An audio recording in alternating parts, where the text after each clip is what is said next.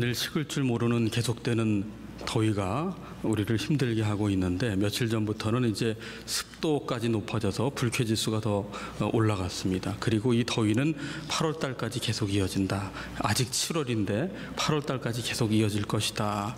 그런 말을 우리가 듣고 있습니다. 우리가 과학기술이 아무리 발전했다 하더라도 이 더위를 우리가 피해가게 할 수가 없어요. 시원한 바람 불어오게 할 수도 없고, 또 이 햇볕을 막을 수 있는 능력도 없고, 태풍의 방향을 바꿀 수도 없습니다. 우리는 이 자연의 현상 속에서 창조주 하나님의 그 크신 손길 앞에 겸손히 하나님의 은혜를 구하며 엎드리는 자세를 배울 뿐이지요. 오늘도 이 더위 가운데 하나님의 은혜를 사모하여 하나님을 예배하는 자리에 나오신 성도님들 한 분 한 분 그 삶 속에 하나님의 치유하시고 온전케 하시고 시원케 하시는 은혜가 가득 임하는 귀한 예배가 되기를 원합니다. 오늘 본문 출애굽기 34장 앞부분에 32장의 말씀은 출애굽한 백성들이 하나님의 은혜를 입어 자유케 된 이후에도 하나님의 은혜를 다 망각한 채 하나님을 버리기로 작정하고 금송아지를 만들어 그것을 하나님이다 섬긴 이스라엘 백성의 은혜를 망각한 패역함을 우리가 보게 되지요. 그러나 이제 그 다음 장인 33장, 지난주에 우리가 살폈던 그 33장에 가면 그럼에도 불구하고 인간의 악함과 하나님을 향한 이 반역에도 불구하고 하나님은 신실하셔서 그 약속, 언약을 하신 바를 성취하기 위하여 이제 약속의 땅으로 올라가라. 그리고 말씀하시는 장면을 우리가 33장에서 확인을 했고요. 오늘 34장에 가서는 이 첫 번째 주신 계명 10계명이 그 돌판이 깨졌기 때문에 다시 두 번째 돌판에 10계명을 주시는 장면을 오늘 본문은 기록하고 있습니다. 27절 말미에 보시면 너와 이스라엘과 언약을 세웠음이니라. 자, 언약이 참 중요합니다. 왜냐하면 이스라엘 백성들은 자신들이 누구인지도 모른 채 지금 출애굽해서 광야에 나왔는데 하나님께서 언약을 맺어주시면서 거룩한 백성이다, 하나님의 소유다, 제사장 나라다, 이렇게 언약을 맺어주셨단 말이죠. 그런데 이 언약을 일방적으로 파기했어요, 그 백성들이. 그런데 하나님께서는 다시 언약을 세워주십니다. 이 참 중요한 겁니다. 우리가 어떤 사람과 만나기로 약속을 했다든지 돈을 빌려줬다든지 그런 약속은 지킬 때에 그 약속이 의미가 있지 않습니까? 어떤 계약서를 씁니다. 큰 약속을 할 때 그 계약서를 쓴 것은 반드시 지키기 위한 것인데 이 계약서를 파기했다. 그럼 관계가 어떻게 됩니까? 깨질 뿐 아니라 그 둘의 관계는 이제 원수 관계까지 될 만큼 이 약속을 어긴다는 것은 아주 상대방을 무시하는 처사이고 관계를 다 무너뜨리는 것인데, 하나님의 백성이 하나님의 은혜를 입었음에도 불구하고 그 하나님의 거룩한 백성 삼으신 언약을 파기했다. 이는 정말 하나님 앞에 노여움을 살 수밖에 없는 일이었지만, 하나님은 언약을 파기한 은혜를 반역으로 갚아버린 그 백성들을 멸망시킬 수 없으셔서, 멸망시키려는 그 공의의 하나님이시지만 동시에 이들을 멸망시키는 것을 그대로 보실 수 없으신 사랑의 하나님이시요 또한 신실하신 하나님이시므로 다시 언약을 세워주시마 말씀하십니다. 그래서 28절 말미에 보시면 여호와께서는 언약의 말씀 곧 10계명을 그 판들에 기록하셨더라. 언약의 말씀을 10계명의 판에 기록하여 주십니다. 그리고 하나님께서는 그 언약을 다시 세우신 이후에 이 백성들에게 3대 절기를 지키라 명하십니다. 첫 번째는 18절에 무교절을 지켜라. 무교절을 지키라는 것은 유월절 다음 날부터 시작되는 이래 동안에 무교병을 먹는 절기를 뜻합니다. 무교병은 언제 먹었습니까? 출애굽할 때 그 마지막 10번째 재앙을 피해 갈 때에 하나님께서 백성들에게 먹으라 한 것이 어린 양과 그리고 누룩을 넣지 않은 무교병을 먹으라고 했어요. 그 무교병을 일주일간 먹으면서 무엇을 기억하라는 겁니까?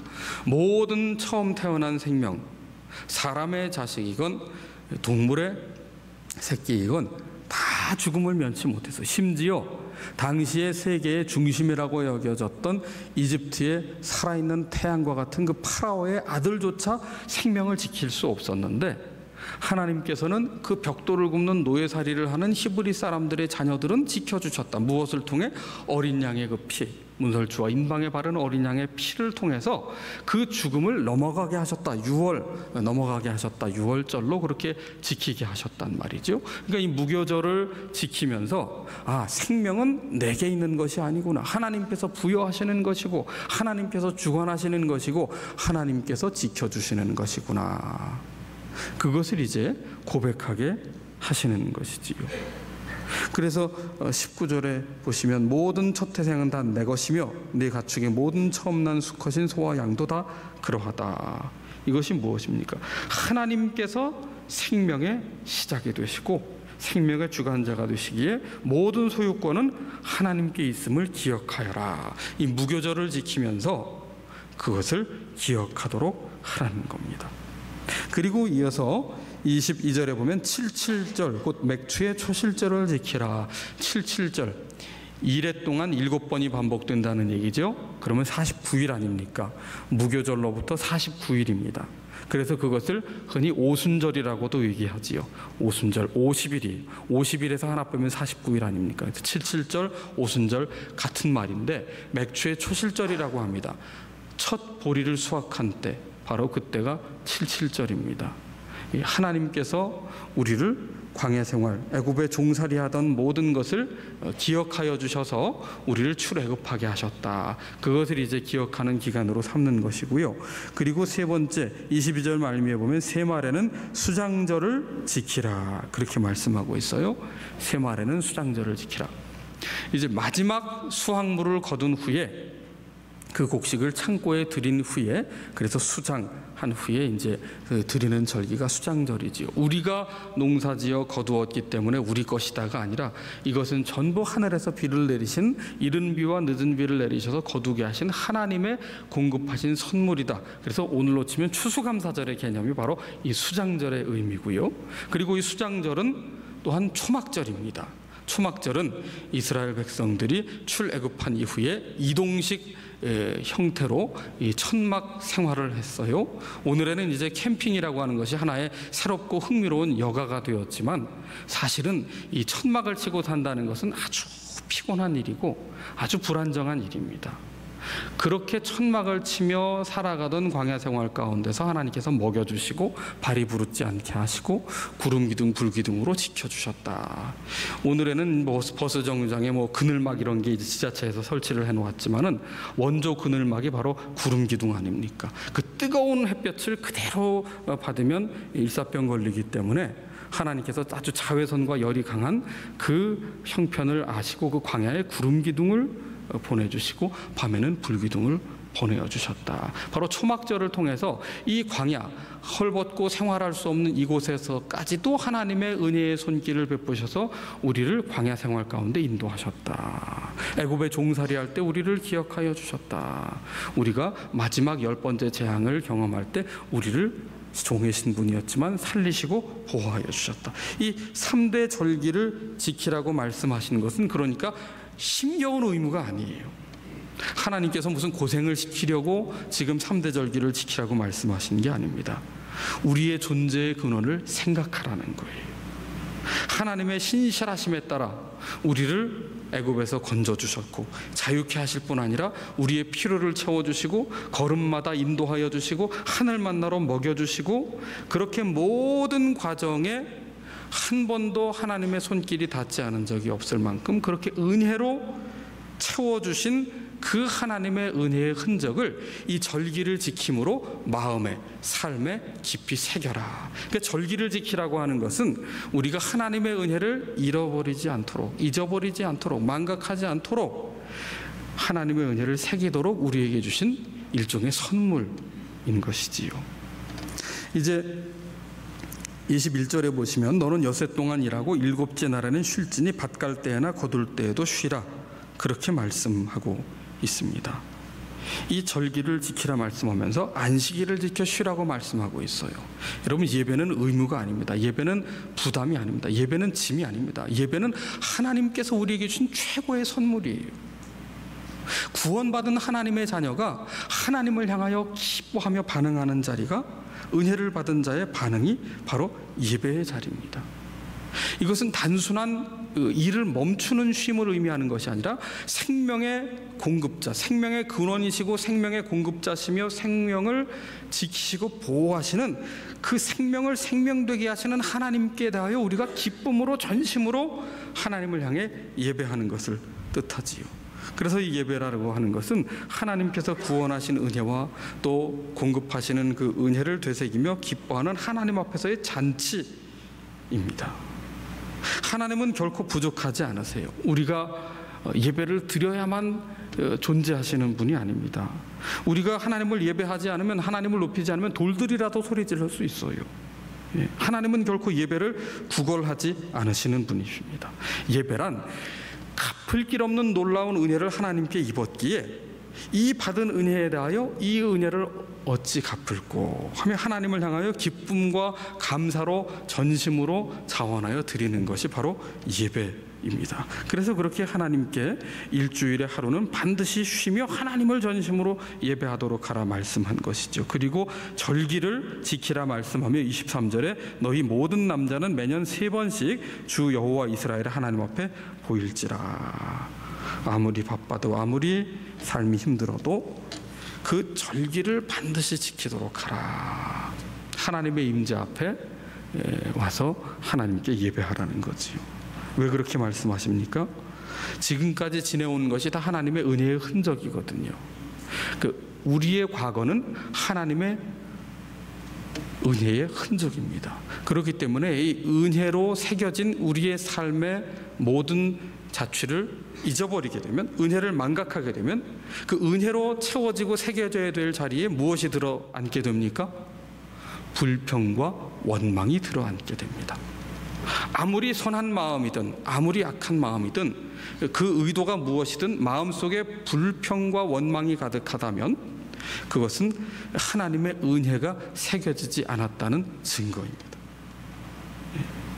우리의 생각과 마음이 불평과 원망에 지배당하지 않도록 하라는 하나님의 말씀이지요. 절기를 지킴으로 은혜를 새기라는 말씀이지요.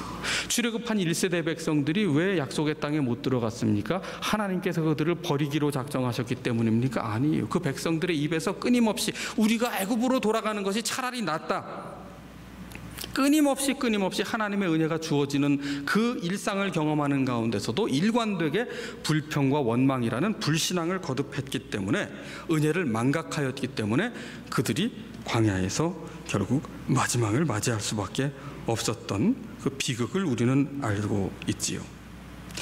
출애굽의 목적이 뭡니까? 출애굽의 목적은 자유가 아닙니다. 출애굽의 목적은요, 사실은 예배입니다. 예배를 위한 자유를 허락해 주셨거든요. 이 예배를 위해서는 반드시 떠나야 되는 곳이 있습니다. 애굽을 떠나야 돼요. 애굽을 떠나야 됩니다. 과거의 죄악을 더 이상 사모하지 말라는 거예요. 과거의 잘못된 삶을 떠나는 것이 바로 예배의 시작점이 되는 겁니다. 옛사람의 모든 습관을 버리는 것, 옛사람의 옷을 벗어버리는 것, 그것이 예배의 시작점이에요. 예수님께서 말씀하시기를 두 주인을 섬길 수 없다고 했어요. 하나님과 세상적인 것을 동시에, 하나님과 죄를 동시에, 하나님과 우상을 동시에 섬길 수 없다고 말씀했어요. 여호수아는 고백합니다. 너희 섬길 자를 오늘날 택하라. 사도 바울은 외칩니다. 너희는 이 세대를 본받지 말아라. 이 세대를 부러워하지도 말고 이 세대를 두려워하지도 말라는 거예요. 부러워하지도 말고 두려워하지도 말고 이 세대를 본받지 말고 오직 하나님의 선하시고 기뻐하시고 온전하신 뜻이 무엇인지를 분별하면서 하나님께서 기뻐 받으실 거룩한 산 제물로 드려지는 삶을 살아라. 그것이 거룩한 백성, 하나님께 은혜를 입은 성도의 삶의 자세라고 말씀하고 있는 것이죠. 그래서 하나님께서는 하나님을 버리기로 작정하고 그 언약을 파기한 백성들에게 하나님의 신실하심을 따라 이 파기할 수 없으신 하나님의 약속, 은혜의 그 손길로 그 언약을 다시 세워주시며 그 언약의 말씀을 십계명의 판에 기록하시며 하나님을 기억하며 하나님을 예배하는 자가 되라. 하나님 앞에서 참된 예배자로 살라고 지금 그 백성들에게 은혜를 베푸시며 언약을 다시 세우시며 말씀하고 계신 것이지요. 여러분, 하나님을 예배하는 것이 우리의 삶의 본분입니다. 우리가 매일 성경으로 열왕기 하의 말씀을 묵상하고 있는데요, 그 열왕기 하에 등장하는 이스라엘 왕들의 모습을 보면 일관되게 하나님을 예배하지 않아요. 하나님을 몰랐습니까? 제사할 수 있는 번제단이 없었습니까? 아니에요. 다 있어요. 예배 처소가 있었다고요. 제사장도 있었다고요. 그런데 하나님을 알았지만 하나님을 예배하지는 않았어요. 무엇을 예배했습니까? 일관되게 우상을 섬기며 금송아지를 섬기듯 예배하고 있었다고요.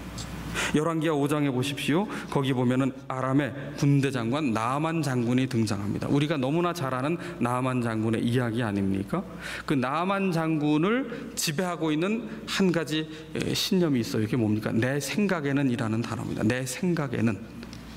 아람의 군대 장관이라는 신분이 있지요. 그의 권력이 있지요. 그에게 있는 재물이 있지요. 그의 관점, 그의 생각으로 볼 때에는 그를 치료할 수 있다고 한 그 엘리사 선지자의 대응이 못마땅한 겁니다. 왜 그렇습니까? 왕에게 엄청난 그 선물을 받아서 그걸 들고 엘리사에게 갔는데 나와 보기는커녕 사람을 통해서 요단강에 가서 물로 씻고 오라고 하거든요. 아니, 이 선물을 가져왔는데 환대를 하고 뭔가 좀 치료의 방법인 것처럼 좀 뭔가를 행동을 해줘야 하는데, 이 나아만 장군의 자신의 신분과 힘과 모든 것을 두고 볼 때는, 자기 생각해 볼 때는 이게 영 마땅치가 않은 겁니다. 아주 불쾌한 겁니다. 화가 날 만한 상황입니다. 게다가 아람의 그 깨끗한 강들이 있는데 요단강 흙탕물에 가서 씻으라 하는 것은 이건 보통 자존심을 상하게 하는 일이 아닌 거지요. 그러니까 이방인의, 하나님을 모르는 이방인의 전형적인 반응입니다. 그런데 나아만이 기적을 경험하게 된 것은 무엇으로 경험하게 됐습니까? 내 생각과 내 신념과 자존심과 신분을 붙들고 있을 때였습니까? 아니에요. 그 어린 소녀, 이스라엘에서 잡혀와 나아만의 집에서 수종들던 어린 소녀의 말이 발단이 되어서 하나님의 사람의 말에 순종했을 때에, 말씀에 순종했을 때에 치유의 기적을 경험하게 된 것이죠. 여러분, 순종이 뭡니까? 내 생각을 뛰어넘는 결단을 하는 것이 순종이에요. 내 자존심을 내려놓고 엎드리는 것이 순종입니다. 내 생각이 뭡니까? 내가 하나님처럼 여기는 거예요. 내 생각으로는 동의할 수 없지만 그럼에도 하나님의 말씀에 의지하여 순종할 때, 그럴 때 변화가 일어나는 것이지요. 밤이 맞도록 어부들이 물고기를 잡으려 했으나 빈 그물이었어요. 그런데 하나님, 주님의 말씀에 의지하여 그물을 내렸을 때 물고기가 가득 잡히게 되었다. 이것은 물고기를 잡는 법을 가르쳐 주는 것이 아닙니다. 내 생각을 넘어서 주님의 말씀에 철저히 순종할 때 하나님께서 드디어 비로소 일하기 시작한다는 사실을 우리에게 알려주고 있는 것이죠. 그런데 이 나아만 장군의 나병이 치료된 이 이적 사건에서 우리가 정말 눈여겨보아야 할 것은 그가 나병이 나았다는 그 기적이 아닙니다. 기적 이후예요. 여러분, 신앙생활에서 중요한 것은 어떤 체험이 아닙니다. 그 체험은 각각 달라요. 체험이 있는 분도 있고 없는 분도 있어요. 체험의 정도가 다 달라요. 그 체험은 왜 주어지는 겁니까? 체험을 위해서가 아닙니다. 기적을 위해서가 아닙니다. 하나님을 온전히 예배하는 자로 변화시켜 주시기 위하여 그 사람의 그릇의 크기에 따라서 체험이 다른 겁니다. 예컨대 바울 같은 경우는 너무나 완강하니까 고꾸라뜨리지 않으면, 눈이 멀어지지 않으면 안 되니까 그렇게 쳐서라도 쓰시는 거지. 여러분, 체험을 강하게 하기를 원하십니까? 하나님께 강하게 두드려 맞기를 원하십니까? 체험을 사모하지 마세요. 눈이 번쩍 뜨이는 체험, 그거 너무 사모하지 마세요. 내가 완전히 하나님 앞에 엎드려 겸손히 순종하는 것이 어떠한 기적보다도 어떤 체험보다도 더 놀라운 하나님의 일하시는 방식입니다. 출애굽한 백성들이 기적을 체험하지 못했기 때문에 약속의 땅에 못 들어가는 거 아닙니다. 하나님 앞에 순종할 줄 몰랐기 때문에, 끝끝내 순종할 줄 몰랐기 때문에 1세대가 더 이상 들어가지 못했던 것을 우리는 기억해야 되는 거죠. 여러분, 나아만이 그 하나님 앞에 자기의 생각을 내려놓고 하나님의 사람 앞에 철저히 순종하여 그 말씀에 순복할 때 변화가 되었어요. 그가 고침을 받았어요. 그리고 어떻게 됩니까? 나아만이 이런 고백을 하잖아요. 이제 하나님 외에는 참신이 없노라 고백을 합니다. 그래서 더 이상 이제 자신이 섬기던 아람의 이방신을 섬기지 않겠다고 말하고 있습니다. 오직 여호와만을 위하여 제사를 드리겠노라 그렇게 선언을 하잖아요. 자신이 섬기는 왕은 여전히 이 이방신을 섬기고 있지만 그러나 나는 반드시 하나님을 섬기겠다 그 고백을 하고 있어요. 그래서 그가 고국으로 돌아가 아람으로 돌아가 하나님을 섬기는 제단을 만들기 위해 이스라엘의 흙을 가져가겠다고 말합니다. 이 흙을 가져간다는 게 뭘 의미합니까? 고대 근동 지방에서는 신들이 너무 많았어요. 우상 신들이 너무 많아가지고 이 신들은 각 지역에 묶여 있다고 생각을 했습니다. 지역신의 개념입니다. 그러니까 내가 아람으로 가서 하나님을 섬겨야 되는데 아람의 흙으로 이 제단을 만들어 섬길 수 없다는 거예요. 그래서 하나님께서 역사하시는 이스라엘 땅의 흙을 가져가서 내가 섬기겠다. 물론 그가 이제 이방 신을 섬기는 사람의 입장에서 이제 이 흙을 퍼한 거지만은 그가 갖고 있는 그 마음의 중심이 뭡니까? 아람 땅에 가서도 아람의 왕을 섬길지언정 그 속 중심만큼은 오직 살아계신 하나님만을 섬기겠다는 신앙의 결단의 행위를 보여주고 있는 것이지요. 나아만은요, 이 나병이 고침을 받으며 어린아이 같은 3살이 됐다고 하는데 사실 중요한 것은 그의 마음이 어린아이 같은 사람이 되었다는 겁니다. 유일한 하나님으로 고백을 하잖아요. 그 기적을 경험한 후에 얼마나 겸손한 사람이 되어 자신을 낮춥니까? 여러분, 하나님의 역사를 체험한 증거는 기적이 아닙니다. 하나님의 일하심을 체험한 증거는 어떤 기적이 아니라 정말 중요한 것은 하나님 앞에 겸손해졌느냐, 내 성품이 하나님 앞에 정말 부드러워지고 하나님이 쓰실 사람으로 물렁물렁해지고 언제나 말씀 앞에 엎드리겠나이다 하는 그런 겸손한 순종할 준비가 되어 있는 자세가 되었느냐입니다. 그 겸손이 없고 순종이 없으면 그 기적의 체험은 오히려 우리를 하나님 앞에 교만하여져서 더 큰 하나님, 자신이 하나님보다 더 큰 하나님이라고 하는 꿰매 빠질 수가 있어요. 그 대한민국에 있는 수많은 이단 교주들은요, 다 하나님 잘 믿고 어떤 체험했다가 다 교주가 돼버렸어요. 내가 차라리 메시아 하자, 그렇게 돼버리는 겁니다. 내 뜻과 내 생각을 내려놓고 전심으로 하나님 앞에 겸손히 맡기며 엎드리라는 겁니다. 나아만이 겸손히 그렇게 하나님 앞에 엎드리며 순종했던 것처럼 모세가 근심이 가득했지만 오직 시내산에서 40주야를 먹지 않고 마시지 않으며 하나님의 임재 앞에서만, 다른 거 생각하지 않고 오직 하나님 앞에서만 엎드렸던 것처럼, 그래서 내 뜻보다 크신 하나님의 뜻이 이루어지기를 바라며 살아야 됩니다. 내 생각대로가 아니라 하나님의 뜻만이 완전하거든요. 하나님의 뜻이 이루어지기를 원합니다. 그렇게 하나님 앞에 서서 하나님을 향할 때 비로소 우리 얼굴에 광채가 나게 하시는 거예요. 그 어떤 마사지로도 화장술로도 흉내낼 수 없는, 여러분, 기미는 지울 수 없고 주름살은 지울 수 없고 피부의 색은 바꿀 수 없지만 하나님의 임재 앞에, 하나님 앞에 전적으로 설 때 하나님께서 우리 얼굴 빛을 바꾸어 주시는 겁니다. 이제 8월 첫 주일이 지나면 8월 6일부터 교육관 리모델링에 들어갑니다. 불편하실 겁니다.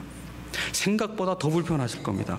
예배실 외에는 오갈 데가 없으시거든요. 머물 곳도 없거든요. 8월 6일 이후부터는 식당에서 식사도 하지 못하시거든요. 또 리모델링을 하기에 재정도 들어가고요. 또 리모델링 기간 동안 우리가 기다려야 됩니다. 왜 우리가 리모델링을 합니까? 하나님을 예배하는 바른 신앙교육의 환경을 조성하기 위해서입니다. 이것을 위해서 우리가 불편함을 감수하는 것이지요. 오늘 우리의 삶에서 가장 회복해야 될 우선된 가치가 뭡니까? 신실하신 하나님을 온 마음 다해 기쁨으로 예배하는 이 예배의 회복이 있는 곳에 하나님의 일하심이 시작된다는 것을 우리가 기억해야 하겠습니다.